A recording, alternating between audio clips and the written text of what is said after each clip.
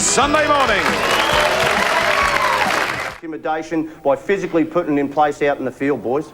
I say to you, I thank you for your cooperation over the period of time that I've coached you, but hey, it cannot help us. The past is past. We need now to build a future, and it starts today. I wish you all the best. I say, go out and enjoy it. And I tell you what, I've only enjoyed football one time, and that's when I've been a bloody winner as a player or as a coach, and that's what our aim is today. Let's get out there and have a go at it. The last match at Victoria Park, the biggest banner. The Pies take the wooden spoon. It was the Lions who roared.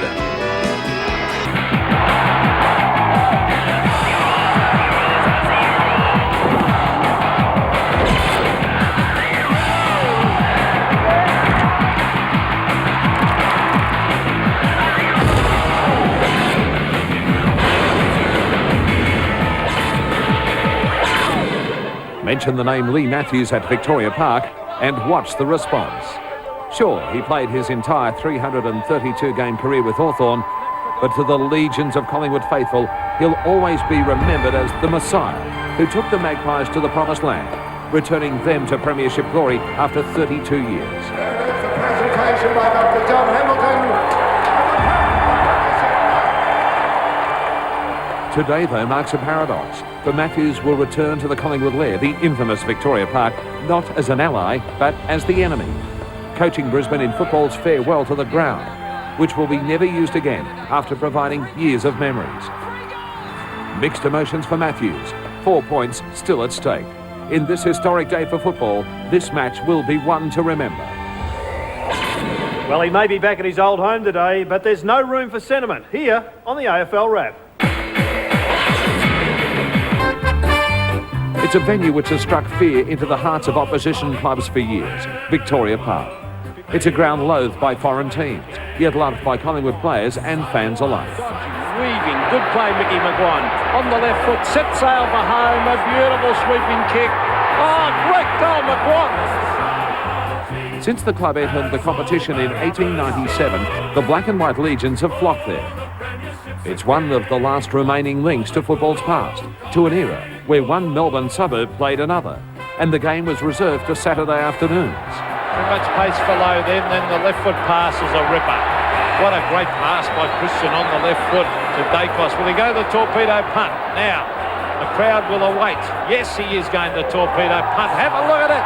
A brilliant kick by Dacos, a 65-metre kick right through the middle. Well, you picked that one, Pete. Oh, you could bet on it. For what is reputed to be football's most popularly supported club, Victoria Park is the Mecca. It'll always hold a special place in football folklore. Well, they certainly are. A passionate bunch out at Pie Park. Say goodbye to Victoria Park in the match between Collingwood and the Brisbane Lions. We've been waiting for this one all season. Ever since it was announced Victoria Park wouldn't be hosting matches in the new millennium. It's not only goodbye to Vic Park, but also Tony Shaw, who'll be coaching the Magpies for the final time. His young side has improved markedly and could be primed for an upset. Number 20, Chris Tarrant, is one of the stars of the future for Collingwood and will go on to bigger and better things in coming years. Lee Matthews, though, has steered his Brisbane Lions on course for a premiership, and they're in ominous form. Number 22, Chris Scott, is enjoying one of his best seasons ever and will be one of the key men should the Lions be put to the test on that final day in September. This was always going to be a day to remember. And with the legends of the past on hand to reenact their deeds from days gone by, it was even more special. Run down the smokers stand wing at the MCG. He's going to pull it through. By golly, I'm full, I'm tipping. He missed it today. They might be a little older and a little slower, but their place in the hearts of Pie fans hasn't been diminished by the passage of time. Kicks it over the goal line, arms go in the air. With the pre-match address of Coach Tony Shaw beamed to the capacity crowd, the scene was set for a passionate contest. I say to you, I thank you for your cooperation over the period of time that I've coached you, but hey, it cannot help us. The past is past. We need now to build a future, and it starts today. I wish you all the best. I say, go out and enjoy it. And I tell you what, I've only enjoyed football one time, and that's when I've been a bloody winner as a player or as a coach, and that's what our aim is today. Let's get out there and have a go at it. the largest ever banner constructed, showing just how successful this great club has been. Indeed, it is arguably to the AFL what Manchester United is to world soccer. Brisbane is obviously showing no sentiment, dampening the party atmosphere for the home side. As much as possible. Oh, Voss kicks it. It drops 10 metres short, front of the pack. McRae gets his second. The Brisbane putting pressure on all over the place. Schauble, a hurried kick, gets it to the 50. Hasn't got it far enough out. Notting unloads a big one and goals. Those goals, just 2 of the 4 the Lions have on the board by the 19-minute mark of the opening term. The visitors leading by 27 points.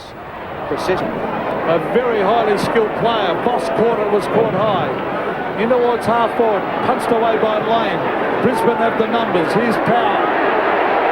The eye kept it in brilliantly to Ashcroft. Umpire saying it was scooped. It was thrown. He must have made the throw. He called it a scoop back. Oh, a bit stiff. Lockout. Buckley. And Buckley takes a good mark. Centre wing. What they need now, the Magpies, another quick one. A low trajectory kick. Tarrant. Couldn't mark. Schauble. It's a free kick. Out of the Collingwood Social Club. Whoa. People jumping out of seats, pointing to the umpire. That is a very game umpire to give a decision like that in front of that crowd, as you know, Paul. Oh, they're baying for blood down there, Mickey, that Collingwood Social Club. Pretty soft free kick. Yeah, it was. Chris Scott, Keating, he impresses me a lot, this guy. And when he gets tired, they can bring Matthew Clark on. So they're very, very well off in the big man department. That's a good kick. That's a terrific kick by Keating out in front. And Licuria had no hope of stopping Notting. Notting's going to kick to Lynch, who's one-on-one. Lynch, front position. Lynch! Oh, that is great forward play. That is top forward play. In front and use your body. In front of Lynch. Maybe Prestigiacomo has to learn from that lesson also. For goal number 5. Oh, he's judged the wind to perfection. That's right through the middle. That's that right. Didn't have the legs on it, and marked by Kennedy in the goal square. Just under 4 minutes remaining to quarter time. Aussie, how much of it is the score? Lynch is one out again with Prestigiacomo. Here's Lynch, he's got it. He'll look for the short one. He's going to hook it back in front of goal. Johnson, Malloy, he drops it. Still Malloy, still Malloy, still Malloy. Look at this. Oh, that is one of the best goals you would ever see in a million years. No doubt about that. House at the park, and Justin Levitch thought he'd just have a quiet chat with some of the Collingwood faithful. The supporters behind the fence as much as he's coming. The big day at the zoo. Might have given a free kick away here. Advantage. Here's young Power for the Lions, and making it look so easy in the very difficult, wet and greasy conditions. And he's kicked a clever little goal. And bye-bye to the home of the Pies.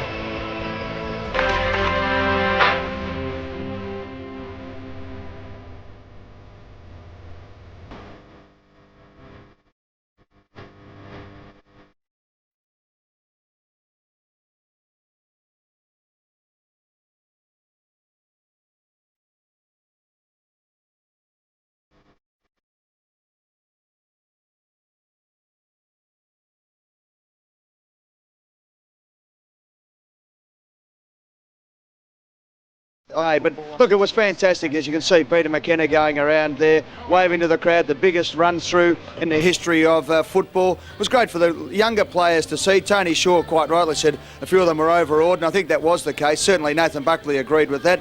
But look, if they're going to get involved in the big time, that's what it's all about. This is a big club, and we want to get it back to these sort of experiences to give something back, because our loyal members have gone through a lot more thin than thick in recent times, and we deserve to give them something. And it's great to see so many turn out today as well for the sausage sizzle. We had about 5,000 over there last night for the disco, Derm. You would have loved it last night. And, he's up, Ed. He's up. Those days are gone by. I know what the inference is. We would have found you a drink card too. But the thing was, a lot of people might criticise us for this, but our young players got up and they got a magnificent ovation. It was as if we'd won the flag, not the wooden spoon. But they also knew yesterday out on the ground the gulf between first and last at the moment. So I think it was a good day for the boys to see how big Collingwood can be. but also just where we are realistically on the ground at the moment, and that is last. Well, there's no doubt about it. I think Tony Shaw has also said that they're the best side that he's met. Brisbane I'm talking about, of course, and they were very, very impressive, very cool, very skillful, and very even. And they must come into the finals feeling very, very confident. How was the ground, Ron? Was the ground good for them to play their normal style of football, or was it Well, it was a little bit wet in patches, but I think considering the rain, because they did spend, about $500,000 10 or 15 years ago on drainage. It's a very well drained ground, but one would think that it's not the sort of thing they're used to practising on. No, and their performance would be even better. Oh, there's a lot of class players, but the evenness and the ability of each player really struck me. They're a very good side. Look at their percentage. Chuck, and a lot of commentators are saying the competition has evened up. 16th to first is no big gap. But I was impressed the way Brisbane put you away yesterday, because you've been playing some pretty good football the last 6 or 7 weeks, you guys. Yeah, we have played pretty well against probably the top 3 teams in the last couple of weeks. We've seen, only go down by a couple of goals. And yesterday, Brisbane really did play well and got the jump on us early, and there was no chance for us to get back in the match, really. Yeah, Tark, and how did Shawry approach it? They seem to have so many different players bob up every week. You try and shut 3 or 4 guys down, and another 5 or 6 bob up for... Okay, Nike. There's a Nike sign just there. Now, let's get quite serious, Josh. I know you might play in the finals against them. We get a comment, say, from a bloke that's not here very often about Brisbane. Last year, and all of a sudden, now almost equal premiership favourites. And a great turnaround, and they put their sides away when they get on top. Yeah, they certainly have turned their form around from last season. We played them 3 or 4 weeks ago, and they were very strong against us. They blew us out of the water in the first half, and they're just a very, very strong, hard-running side. Go on, Brett. Yeah, I wouldn't worry about the pass recs with them. They're a totally different side to last year. That wooden spoon of last year, or that lowly position, is just something that's...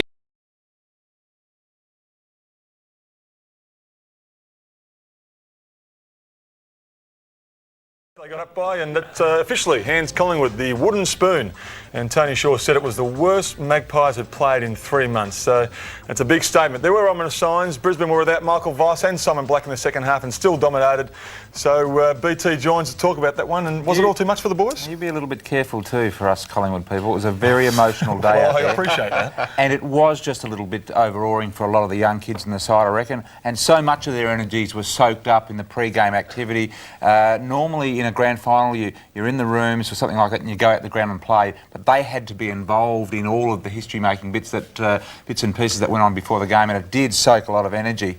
And really, in that first quarter, Dermot, we said on the radio yesterday there was only one thing that was going to spoil the party. If the Brisbane Lions kicked the first 4 or 5 goals of the game, it was going to take any of the emotion out of the crowd, and it did just that, and it really was an incredible day. McRae got off to a great start. This is one of the later goals, but we'll show the first 2 goals in the first quarter, and that's the sort of goals he was kicking yesterday, really kicking them out of nowhere. He was good, wasn't he? He was very, very good, Dermot. He really set the scene early in the day. There's the first goal of the game, and really helped silence the crowd there. And it was very, very interesting. The Brisbane Lions kicked with a wind in that first quarter. It was a 3 or 4 goal win, and perhaps the Collingwood faithful were saying, OK, we'll accept that we're down at quarter time by 33 points, with the Magpies coming back in the second quarter, but it wasn't to be.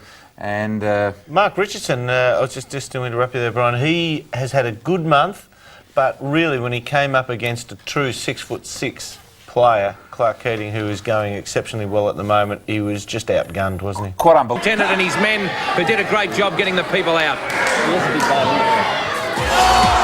As this decade comes to a close, here's your chance to grab something for yourself. We know he's played some good football over the last 2 or 3 weeks, but yesterday, Dermot, you made the comment several times that this kid really is something to look forward to in the future. Absolutely. Look, he doesn't try for the skyscraper mark, but he has got some serious jumping ability about him. He's got very good hands. He kicks pretty well for a league footballer. He's not outstanding as a kicker. He's adequate, but he's got excellent hands, and he's got some serious, what they call, ups about him. He can really get off the ground. He can indeed.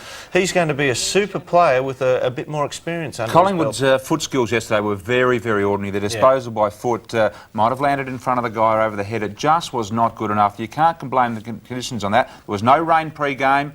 Sure, the surface was wet and that, but the ball was still very much able to handle it, and their foot skills were just absolutely atrocious. Even their superstar Nathan Buckley, who had 28 possessions, leading possession getter on the ground, his use of the ball perhaps wasn't what it would normally be. Tony Shaw hinted to the fact that he wasn't totally pleased with Bucks' game and the disposal there. Got to say one thing. Before the game yesterday, the nearest defensive side to Brisbane, points kicked against, that is, was 200 points behind them. And yesterday we saw why they are the best defensive team. Did they just come out in flood formation from the back line? You saw Kennedy there. He took on Rocker at the start of the game. Rocker kicked a few goals for the game, but Kennedy was very good linking up. Leppich takes a mark here at half forward, but basically his responsibilities were defensive. Not unusual to see him in that position, kicking from 50 or 60 metres out. It's the type of backman he is.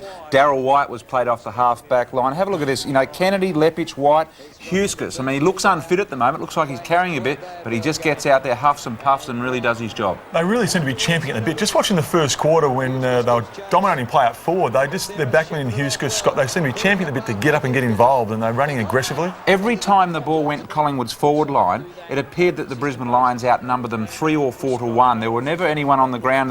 Anthony Rocker would go and compete in the air, and there'd be the 2 or 3 Brisbane Lions players at ground level, and it really was the back line. And that is the thing that in finals we know scoring is very difficult, and there aren't too many high-scoring finals games. This Brisbane Lions defensive unit could be a very, very important part of it. Time was rarely threatened, even though a long bomb from Magpies Premiership veteran Gavin Brown brought back the memories. Get out to the right and let the wind do the rest. That's a beautiful kick. He knew the wind conditions. It's a goal.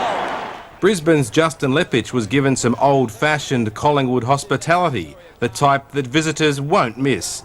But where it mattered, the Lions had the upper hand, 5 goals ahead at half-time. Here he goes, though, to Brisbane. The Pies were pathetic in the third term, failing to score a solitary point as the relentless Lions opened a 50-point margin before easing up for a 42-point win. Collingwood were history.